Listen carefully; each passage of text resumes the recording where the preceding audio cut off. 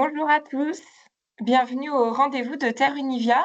Donc, c'est le cycle de webinaires qui est accessible à tous et qui va vous permettre d'en savoir un petit peu plus sur la filière des plantes riches en huile et en protéines végétales. Donc, merci beaucoup de nous rejoindre pour ce deuxième webinaire qui est dédié à la févrole. Donc, je m'appelle Marie Dubo, je suis chargée de mission innovation au sein de Terre Univia. Et aujourd'hui, on est ravis de pouvoir vous présenter les résultats d'un projet sur l'étude du décortiquage de la févrole. Alors, pourquoi ce projet? La févrole française, elle a un débouché qui est bien ancré en alimentation animale et elle est très intéressante au niveau agronomique, comme je pense beaucoup d'entre vous le savent, mais elle n'est pas encore bien valorisée en alimentation humaine et la filière n'est pas encore bien structurée en France, notamment à la suite de l'arrêt de l'export à destination de l'Égypte. C'est pourquoi, chez Terre Univia, nous travaillons avec différents acteurs à redynamiser cette filière févrole à destination de l'alimentation humaine, car on est persuadé que c'est une graine qui est pleine de potentiel et qui est au cœur des enjeux actuels. Donc, nous avons fait une petite étude préalable et nous avons identifié plusieurs freins au développement de cette filière à différents niveaux de la chaîne de valeur, et l'un d'entre eux est le décortiquage. Donc, au niveau du process de décortiquage, mais également de son rendement. Donc, c'est pourquoi Terre Univia a sollicité Terre Innovia et l'INRAE afin de mener ce premier travail sur l'étude du décortiquage. Donc, le projet avait pour objectif d'étudier l'aptitude de différentes graines de plusieurs variétés avec différents types de matériel et d'étudier le rendement et les process. Donc, les résultats qui vous sont présentés aujourd'hui, ce n'est qu'une première étape, c'est une première marche qui nous a permis de valider la faisabilité et l'efficacité d'un décortiquage à l'échelle pilote.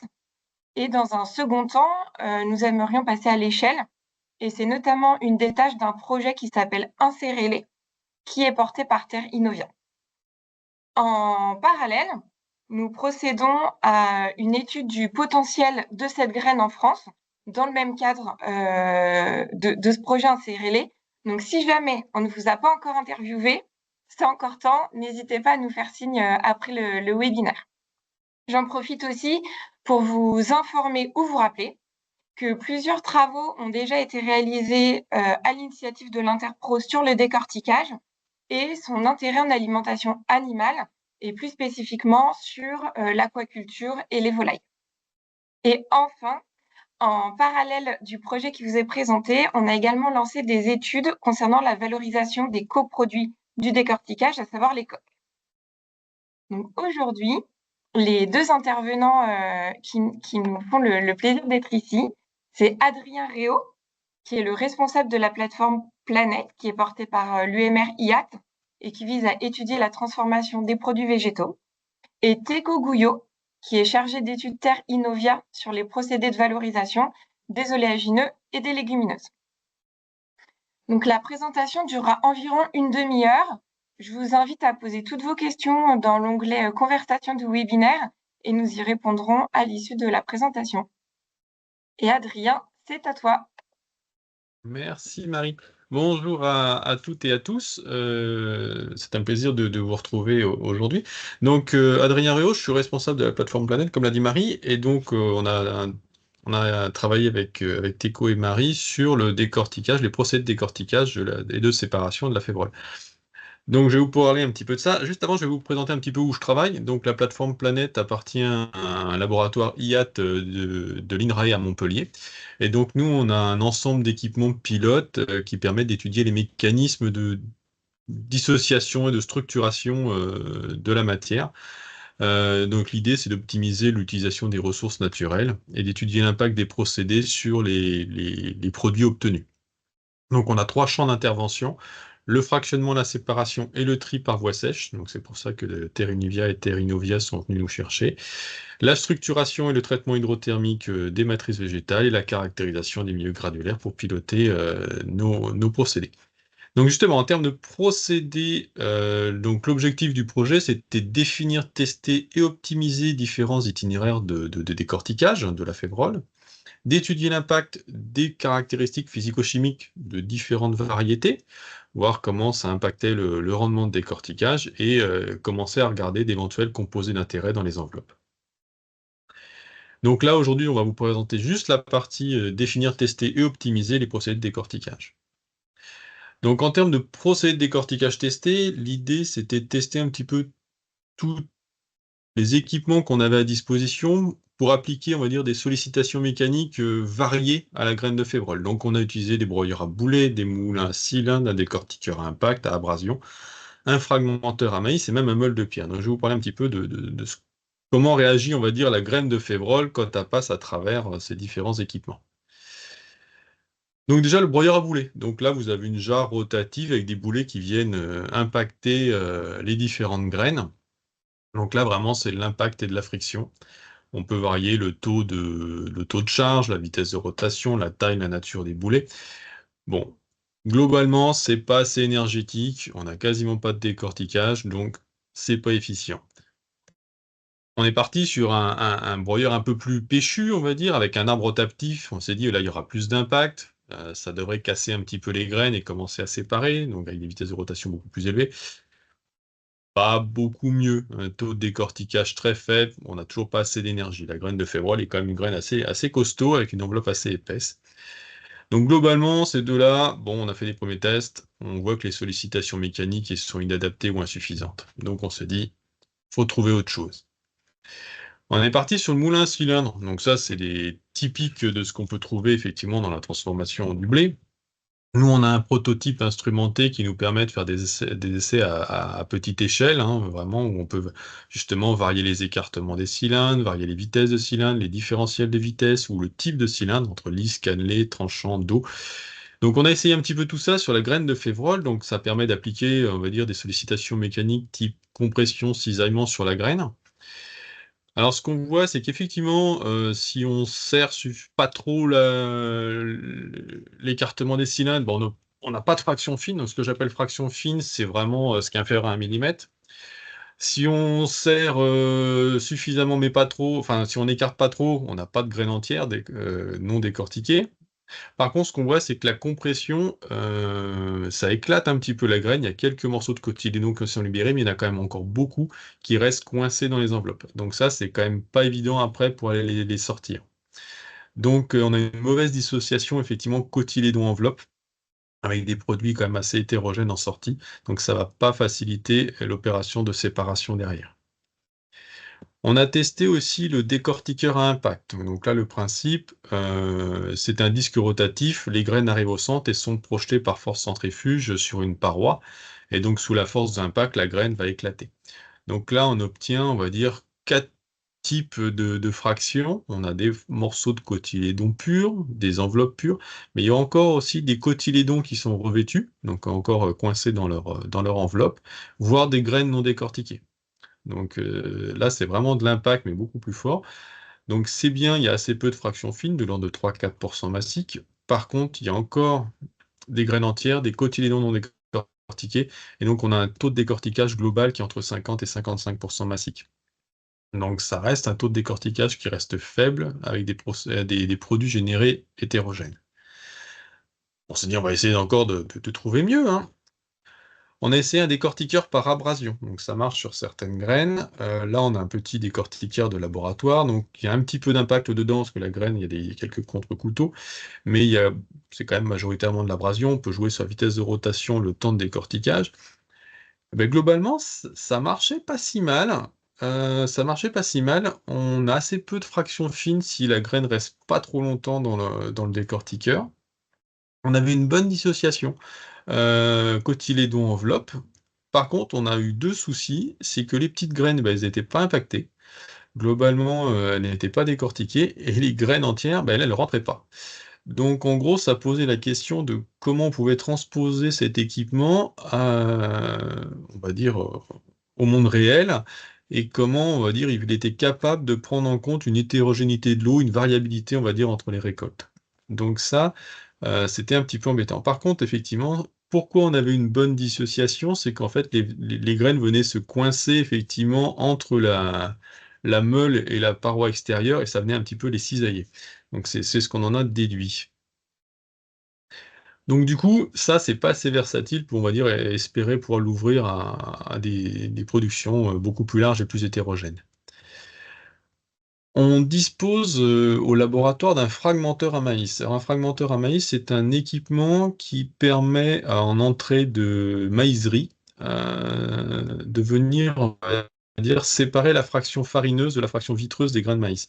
Donc en fait, vous avez des pales rotatives qui viennent projeter les graines sur une grille. La partie la plus fine passe au travers et la partie la plus lourde est extraite, avec une séparation effectivement d'une fraction légère de la fraction lourde. Donc quand on met des graines de févrole dans ce fragmenteur à maïs, on obtient une fraction fine, mélange de cotylédon, d'enveloppe, à environ 12% massique, une fraction lourde, 84%, et 4% d'enveloppe pure qui sortent déjà comme ça. Alors ce qu'on peut voir, c'est qu'il y a quand même une bonne dissociation cotylédon-enveloppe, donc ça c'est plutôt intéressant. Une première extraction d'enveloppe, c'est toujours ça qui est sorti. Par contre, on a quand même une fraction fine qui n'est pas négligeable, 12%. Il y a quelques graines, effectivement, non décortiquées qui arrivent à passer. Donc ça reste un procédé intéressant, mais il va falloir voir un petit peu pour optimiser la fraction fine. Donc ça, c'était vraiment les premiers essais préliminaires. Et on s'est dit, tiens, si on pouvait essayer aussi de qu'est-ce que ça donne quand on met aussi des févroles dans une meule de pierre. Donc là, le meule de pierre, c'était vraiment une sollicitation type cisaillement compression. On va vraiment cisailler les graines pour voir un petit peu ce que ça fait. Donc là, on peut jouer sur la vitesse de rotation, sur l'écartement des meules et sur le débit. Premiers essais, comme vous voyez sur la photo, ce qu'on voit, c'est qu'on a une bonne dissociation cotylédon-enveloppe. Donc ça, c'est ce qu'on cherche à faire, c'est très bien. On n'a pas de graines entières non décortiquées. L'écartement de la meule n'est pas suffisant pour laisser passer une graine entière. Donc forcément, pas de graines entières non décortiquées. Par contre, comme pour le fragmentaire à maïs, on a quand même une production de fraction fine qui est importante, environ 10%. Donc, comme précédemment, c'est un procédé intéressant, mais qu'il va falloir effectivement peut-être retravailler sur la partie fraction fine. Donc si on fait un petit peu le bilan des procédés de décortiquage, on en a deux qui sont prometteurs, donc le fragmenteur à maïs et la meule de pierre. Dans les deux cas, on a quand même une génération de fraction fine lors des premiers essais qui était importante, d'environ 10%. Surtout que cette fraction fine est difficilement valorisable, hein, c'est un mélange, hein, c'est cotylédon-enveloppe vraiment mélangé. Donc il va falloir voir si on peut optimiser ces fractions-là. Et dans tous les cas, que ce soit le fragmenteur à maïs ou la meule de pierre, on obtient un mélange de cotylédons d'enveloppe de taille variée. Donc il va falloir quand même trouver un procédé pour séparer, purifier ces fractions. Donc c'est ce qu'on a essayé de faire. Donc on avait à disposition 3 équipements. Donc une opération de tamisage tout simplement, une table densimétrique et un trieur à huile fluidisée. Alors le tamisage, on avait essayé, ça tamise super bien, hein, ça je vous apprends rien. Il y a une bonne séparation de la fraction fine, ça se passe très bien.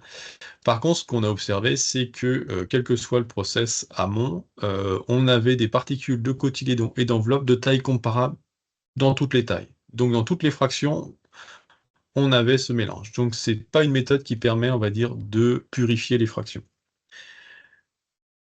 On a essayé la table densimétrique. Vu qu'effectivement on avait des morceaux de cotylédon, des morceaux d'enveloppe, on s'est dit par densité, on va pouvoir les sortir. Les fractions légères restant normalement à l'entrée de la table et les fractions les plus lourdes montant.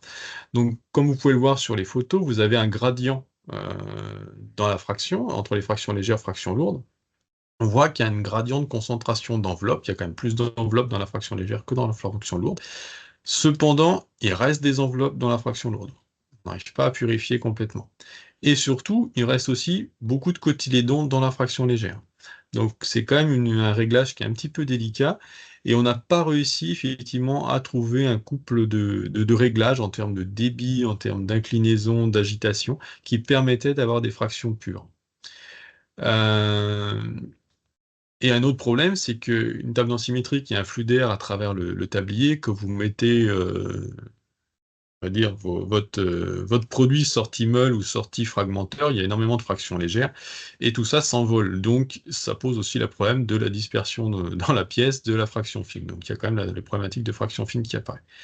Ce qu'on a pu constater aussi en voyant comment le produit évoluait à la surface de la table densimétrique, c'est que les enveloppes avaient tendance à surnager au-dessus des cotylédons. Donc le flux d'air les faisait remonter en surface, et donc ça nous a donné l'idée d'utiliser cette différence de densité dans un autre équipement qu'on a au laboratoire. Donc c'est un trieur à lit fluidisé. Donc là, le principe, vous mettez dans l'alimentation votre mélange enveloppe cotylédon, une agitation, droite-gauche, et un flux d'air vertical, comme un petit peu pour la table. Et justement, ce flux d'air va faire remonter en surface vos enveloppes. Et donc là, il y a en fait un système d'aspiration, il y a deux systèmes à la suite d'aspiration qui viennent aspirer vraiment la fraction légère en surface du lit de particules. Et donc, ce qu'on peut regarder là sur les photos, c'est que vous avez une fraction légère qui est quand même très riche en enveloppes, vraiment très, très propre, et une fraction lourde débarrassée de ces enveloppes quasiment intégralement. Donc là, ce procédé-là, effectivement, paraît particulièrement bien adapté à la séparation cotylédon-enveloppe, avec une très bonne séparation. Par contre, comme pour la table densimétrique, le fait d'avoir un flux d'air vertical, il faut qu'on se débarrasse de la fraction fine parce que c'est vraiment compliqué après à gérer. Donc pour résumer sur les procédés de séparation, donc il y en a un qui est vraiment ressorti, c'était vraiment le trieur à lit fluidisé, celui qui a donné le meilleur résultat au laboratoire. Par contre, il y a la problématique de la dispersion de la fraction fine.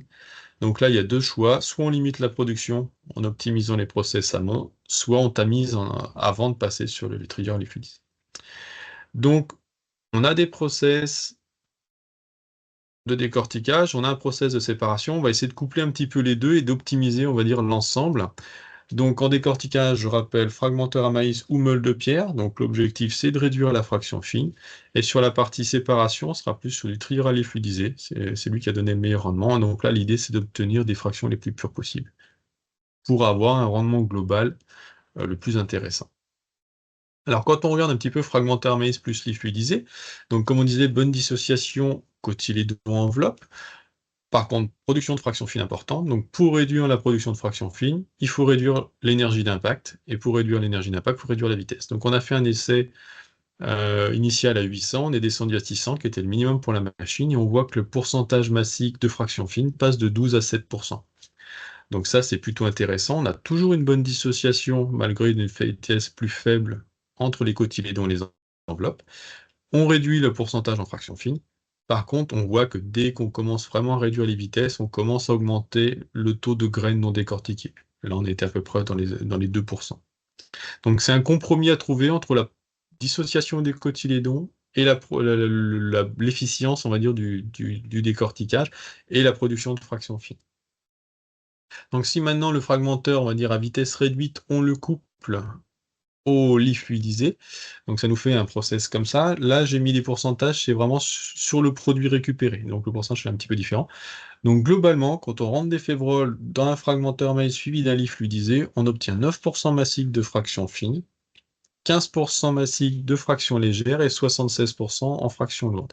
Donc 15% en fraction légère, c'est à peu près le ratio de masse que l'on a sur les variétés de févrole entre l'enveloppe et les cotylédons. On est dans le bon ratio. Et quand on regarde un petit peu, donc sur les images, vous voyez la pureté un petit peu des fractions et on les a analysées plus finement.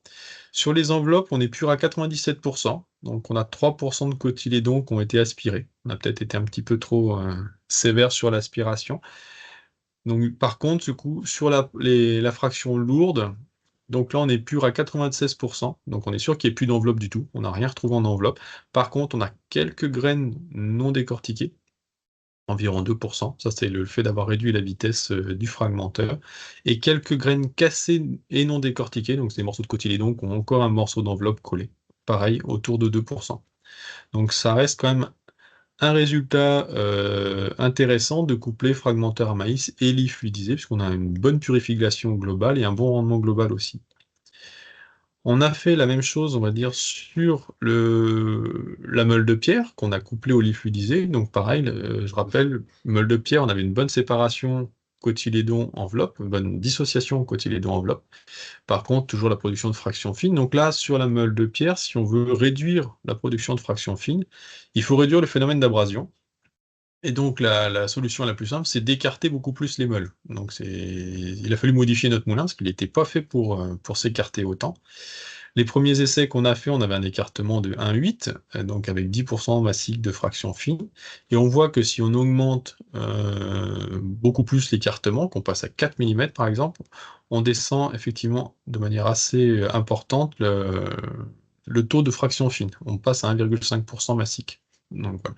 Donc, la meule de pierre version écartée, on va dire, permet une bonne dissociation cotylédon-enveloppe, une sacrée réduction de la fraction fine, tout en conservant le fait de ne pas avoir de graines entières non décortiquées. Il ne faut pas ouvrir de trop, sinon après il y a les petites graines qui pourraient encore commencer à passer. Donc c'est quand même super intéressant comme procédé. Et on s'est aperçu que le rendement était optimal lorsqu'on mettait un écartement, on va dire, légèrement supérieur à la moitié d'une graine. En gros, un peu plus que l'épaisseur d'un cotylédon.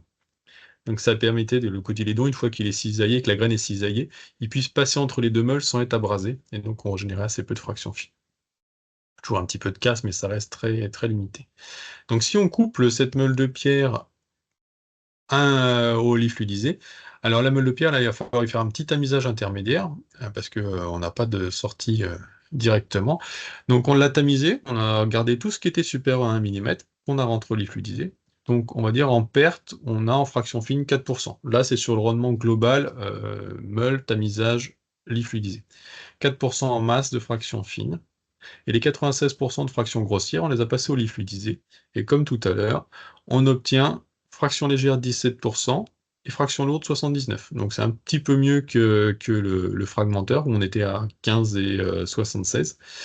Et en termes de pureté, on est assez proche, hein, en termes de fraction légère, on est exactement pareil, 97% d'enveloppe pure et 3% de petits cotylédons. On avait vraiment les mêmes réglages, donc on a aspiré encore un peu de cotylédons. Et, et en fraction lourde, pas de graines entières, parce que ça, la meule, l'écartement interdit, on va dire, la sortie de graines entières. Pas d'enveloppe, on a juste 2% de graines non décortiquées, avec des petits morceaux, graines cassées non décortiquées. Donc on a des cotylédons purs à 98%. Donc ça, c'est très intéressant également. Donc encore un peu mieux, effectivement, que le fragmenteur à maïs plus liquidisé. Le couplage meule de pierre, tamisage, liquidisé nous permet d'avoir une bonne purification des fractions et un très bon rendement global, parce que comme je le disais tout à l'heure, 17%, c'est très bien en termes de... C'est vraiment quasiment la teneur en enveloppe des variétés de févrole testées. Donc justement, en termes de variétés de févrole testées, là, on avait un procédé qu'on a testé sur une seule variété. On s'est posé la question, est-ce que ce procédé-là, cet itinéraire technologique, il est robuste et qu'il est capable, on va dire, de traiter différentes variétés. Donc pour ça, on a testé 5 variétés. Donc il y avait Tiffany en printemps, qui nous a servi à mettre au point les itinéraires, et après on l'a testé sur 4 variétés d'hiver qu'on avait, donc Alice, Axel, Nouméa et Diva.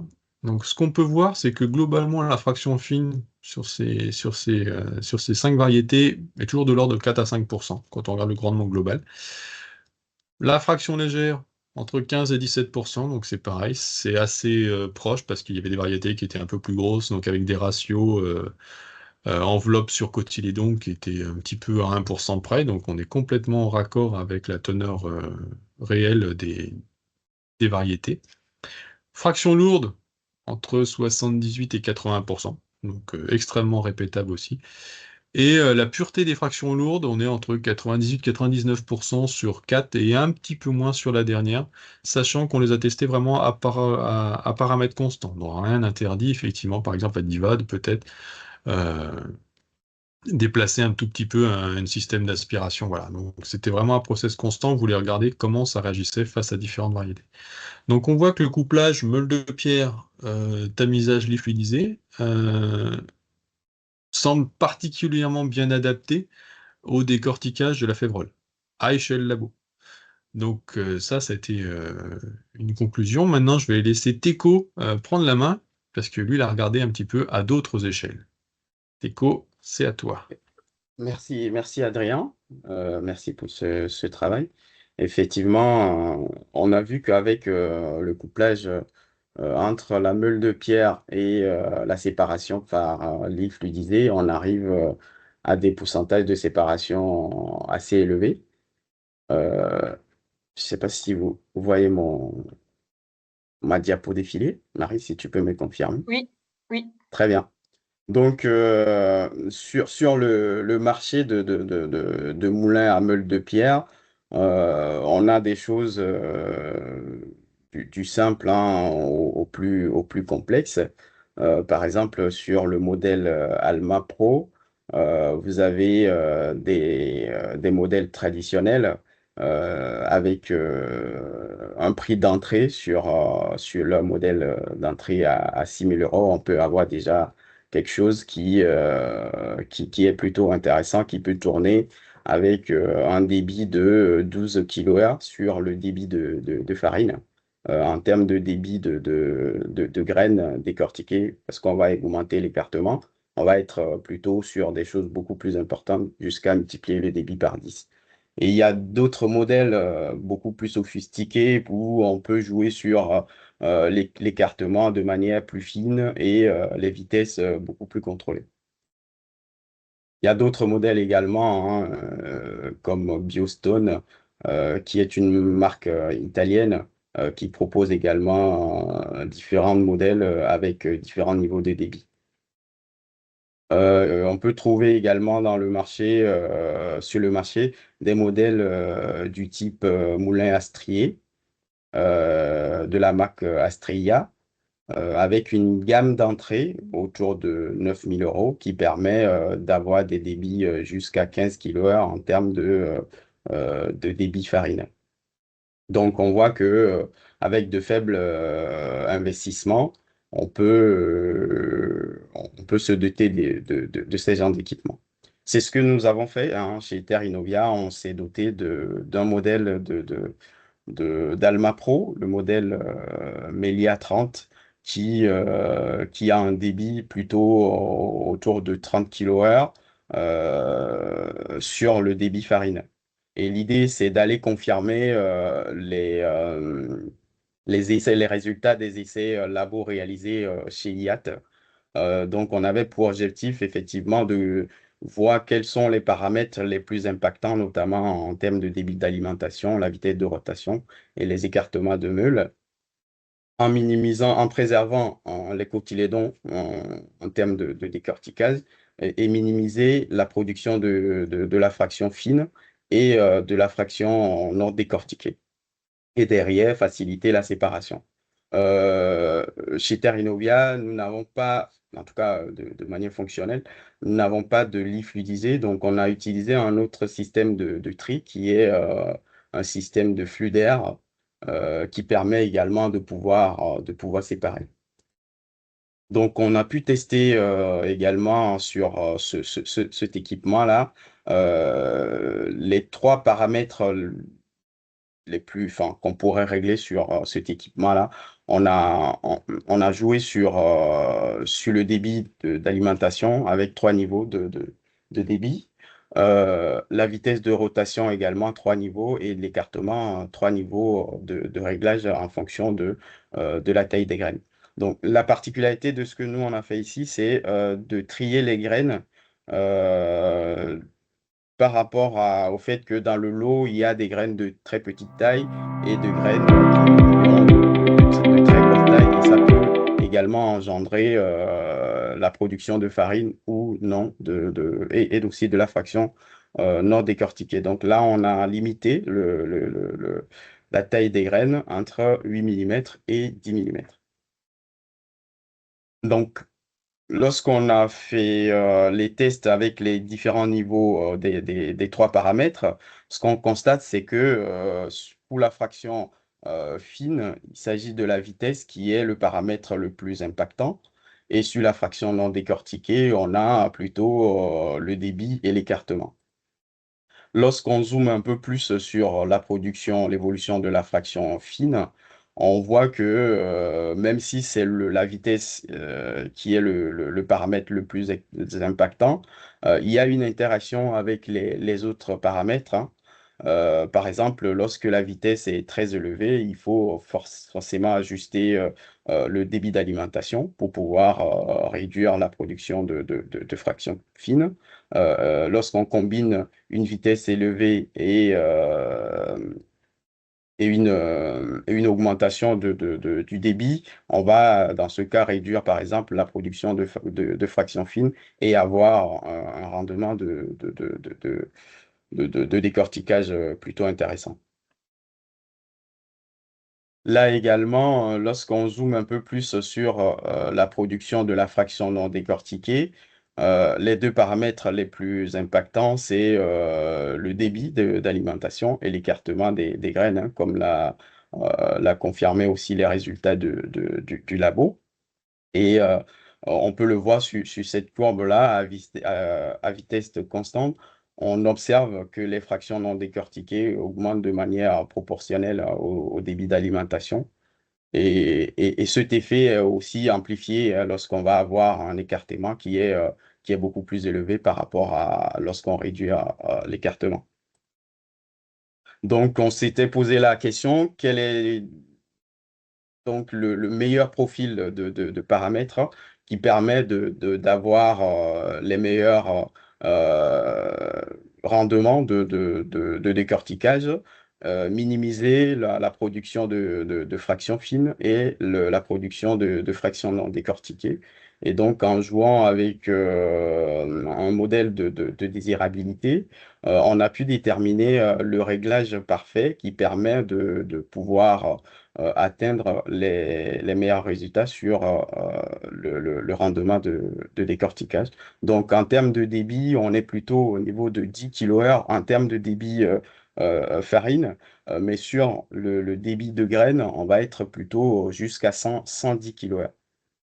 Donc, avec la vitesse de rotation sur cette meule-là, qui est autour de 149, et un écartement aux alentours de 3,80, ce qui rejoint un peu les résultats obtenus avec la meule de pierre des collectes IAT.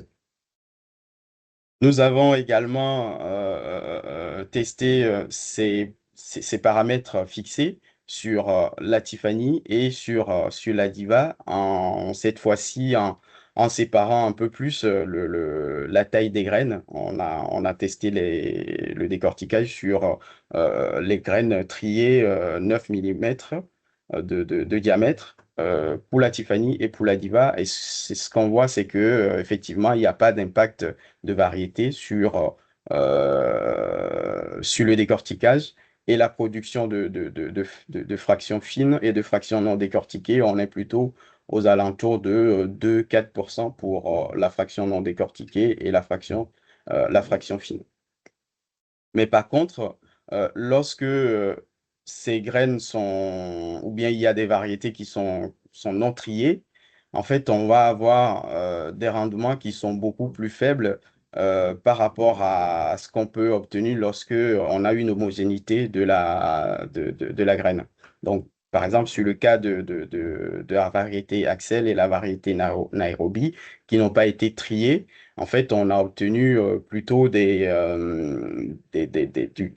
taux de décortiquage beaucoup plus faible par rapport à d'autres variétés qui ont été triées. Et lorsqu'on trie également ces variétés Axel et Nairobi, qui ne sont pas présentées ici, les résultats du tri, on a des rendements de décortiquage qui avoisinent également les 80% sur le taux de fraction amande.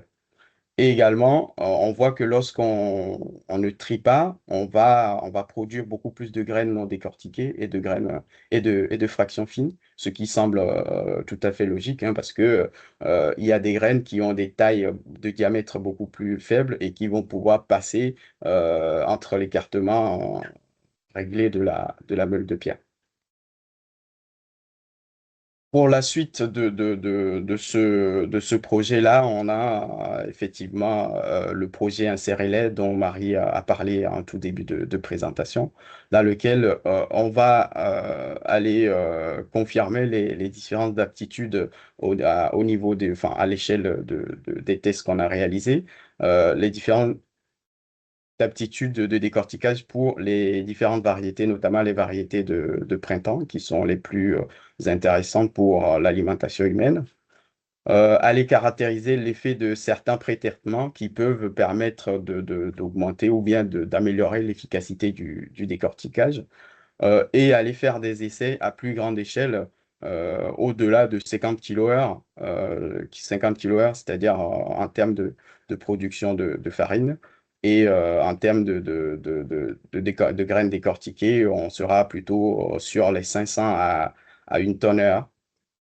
Et l'idée, c'est de pouvoir montrer, de faire une étude de faisabilité technico-économique et de montrer à quel maillon de la chaîne de transformation ce procédé est plutôt rentable. Est-ce que c'est au niveau de la ferme, c'est au niveau des coopératives ou c'est directement dans les usines de transformation qu'il faudra positionner cette étape de transformation. Voilà tout ce que j'avais à vous dire. Je tiens à remercier notamment nos collègues de IAT qui ont beaucoup travaillé sur ce sujet et ont amorcé ce procédé-là. Et un grand merci à notre première stagiaire sur le sujet, notamment Élise, et les collègues d'Adrien, Reine Barbara et Georges Marabal.